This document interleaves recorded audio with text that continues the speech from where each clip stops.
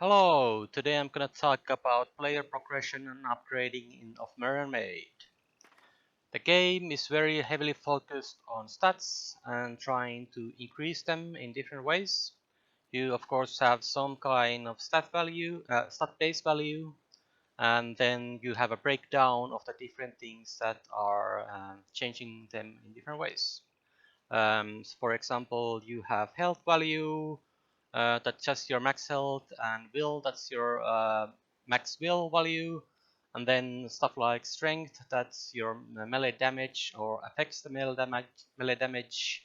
Agility, that's your character speed, and also in some situations defense probability. Credibility, that's used in social situations, and for example scary value, that controls how many enemies there are in the map and what kind of enemies there are in the map. And here we can see that the ordinary sweater is reducing the scary value by 25, and the hair reduces the scary by -5. So if we go to the inventory tab, then we can see also more information about like this specific item. The outfits are the biggest one usually that change your stats, but then you have other wearables like glasses. There's also a mask and a handbag, stuff like that that can change your stats and you can wear. And I really want to add more options like that to allow customizing your character that way. So for example here I have a hat that I am not currently wearing.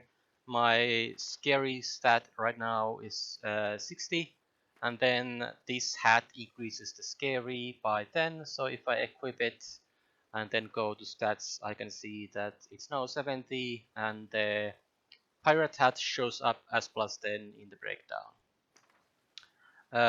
Similarly, if I go into the water and I get the soaked condition, you can see the soak condition now at the bottom right, and I can also go to the stats tab and I can look at my formality, for example, and it has -20 now. And I can also see in the conditions tab that what that specific condition is doing to my stats. Then I can go to this fire barrel that's drying me off, and I get the drying condition while I'm in this radius, but the soak condition is now gone. So I can see that my formality is back to 5 from the previous value. I can see that my scary value is now down when I have the drying condition, and my cooking is up and alcohol is up and stuff like that.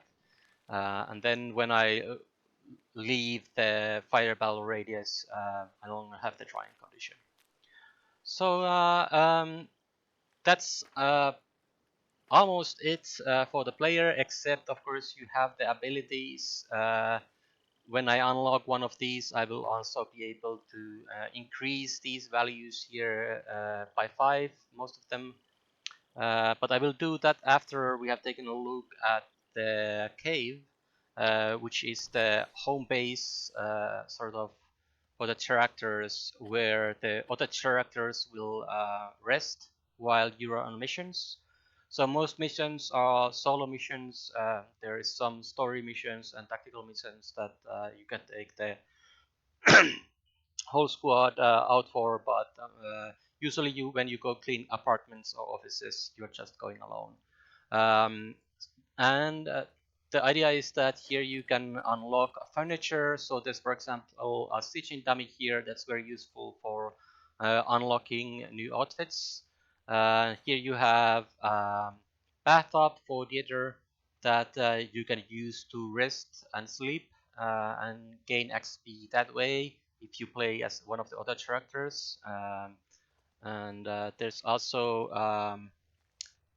fridge, but the idea that's a little bit more expensive The idea is that you would probably unlock either the stitching dummy or the bathtub first. And after you have unlocked one of these, you will also get access to a bunch of other furniture or machines that you can unlock, like this vending machine.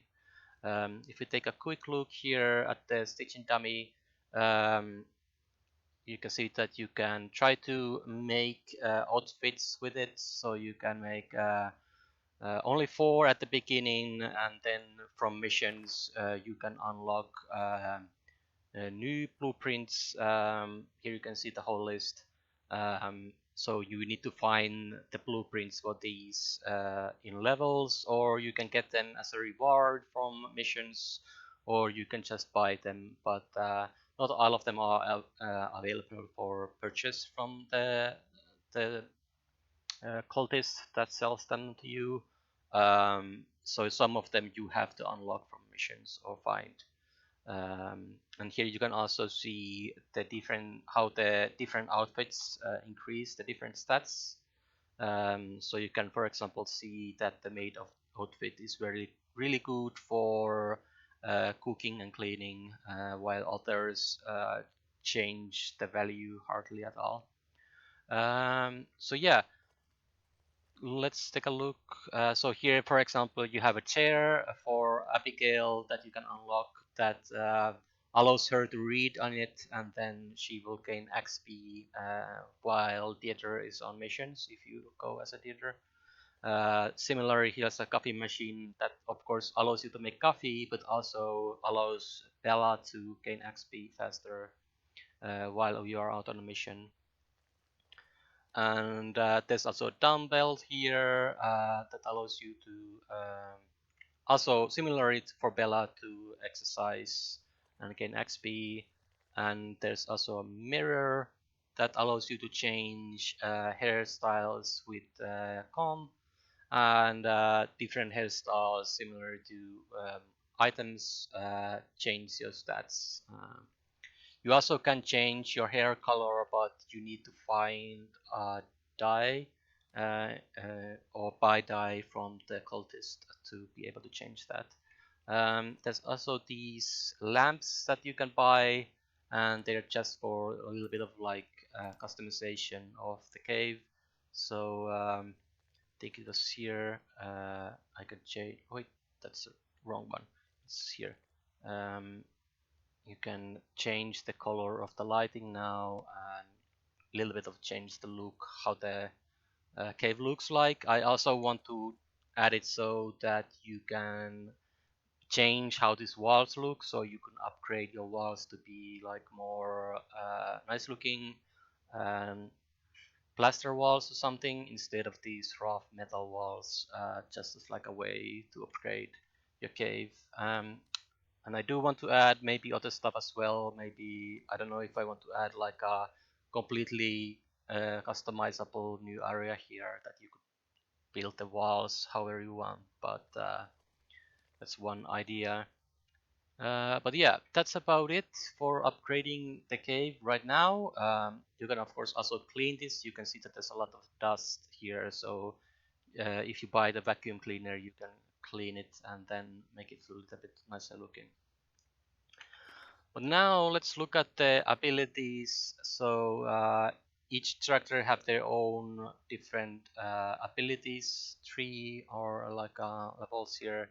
So right now, Theater has already unlocked enough XP for level 2 from missions. So I can choose from one of these levels here. The first one is carry machines, and it allows you to carry some kind of machine on the top of your tail, so you can find a chest and carry it on your tail, and then be able to access that chest anywhere you are. You can also carry a phone or a coffee machine or something like that that allow you to do different things. And personally, I think this is one of the best abilities if you want to play more of a pacifist route and not do any combat, because it really helps you get items for you and for your team, rather than this ability, which is just like a melee attack and allows you to attack enemies without having to have a weapon.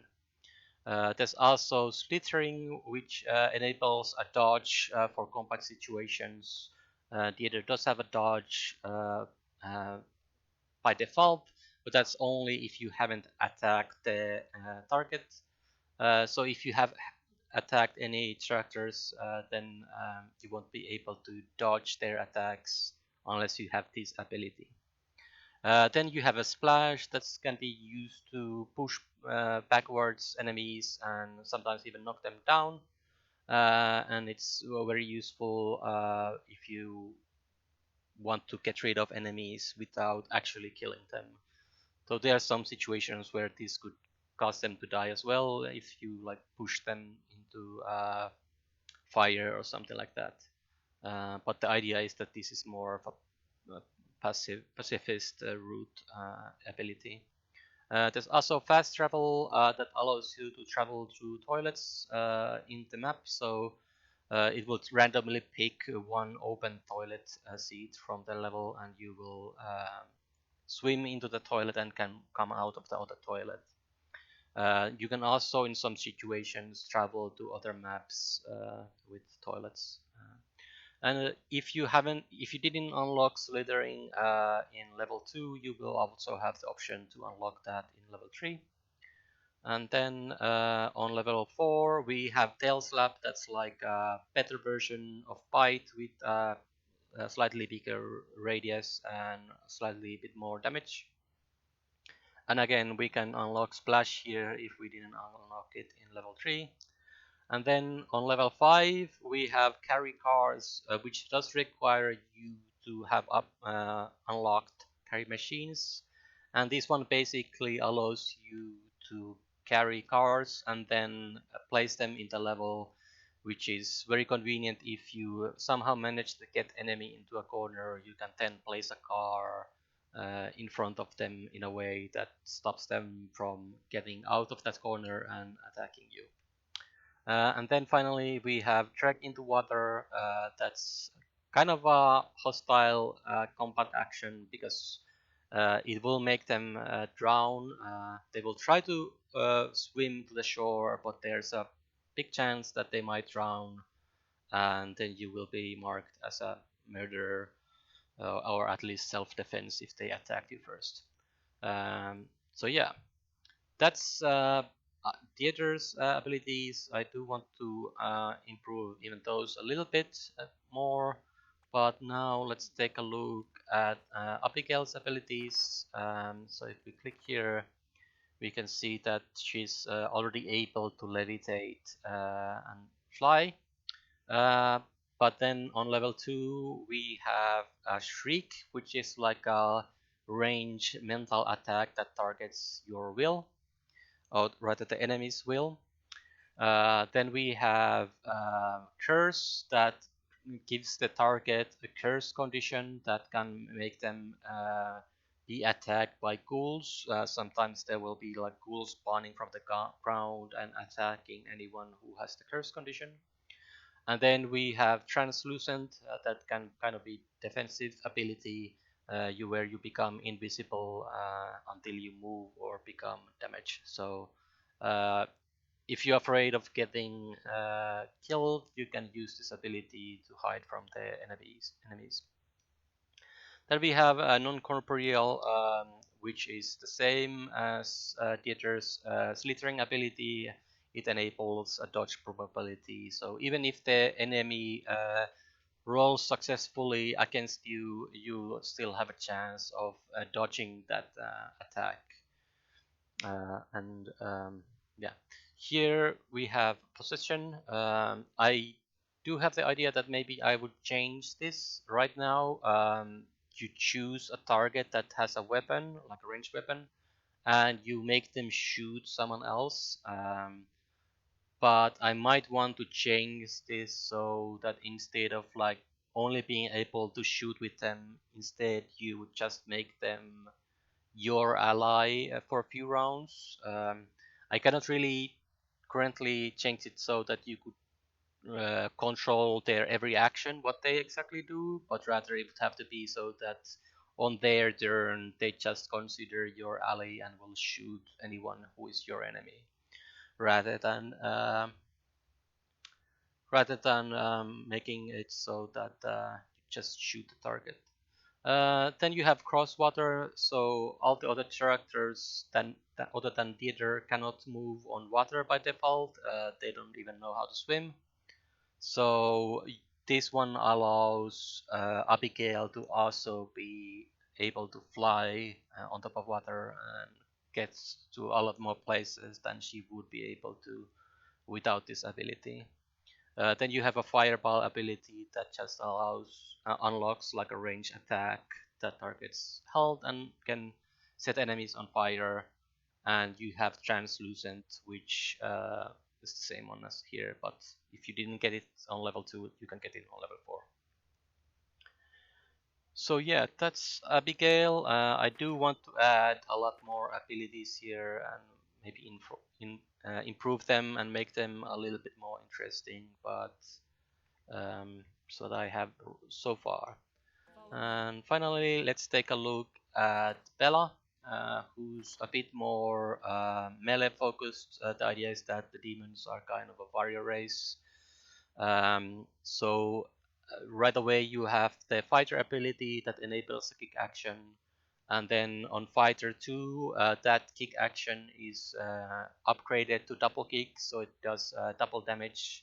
You will also be able to kick props like barrels around, maybe even create situations where the enemy cannot reach you because they have been blocked by the props that you have kicked around to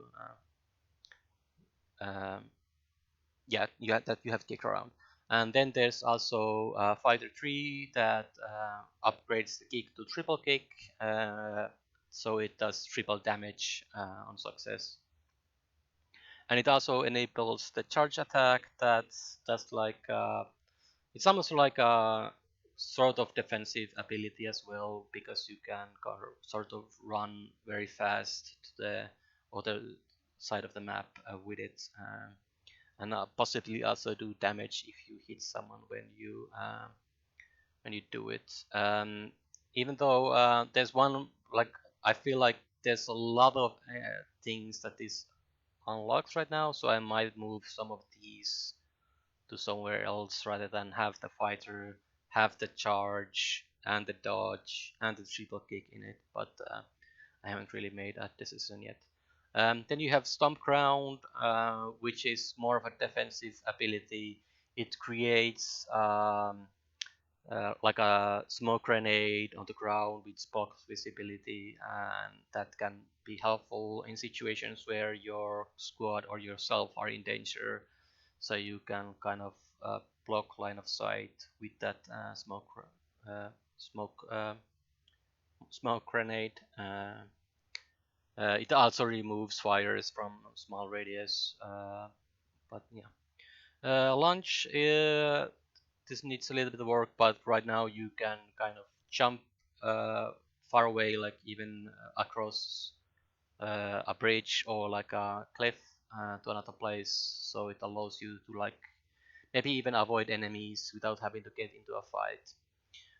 And then you have Don't Approach, which is the same ability that the enemies have, and this basically gives them the don't approach condition that uh, like you can walk to a certain distance to the enemy, but after that you cannot get any closer, and you have to I think damage them to get rid of it, or just wait for the timer to go out, which is helpful if you think that the enemy might do a powerful melee attack on you.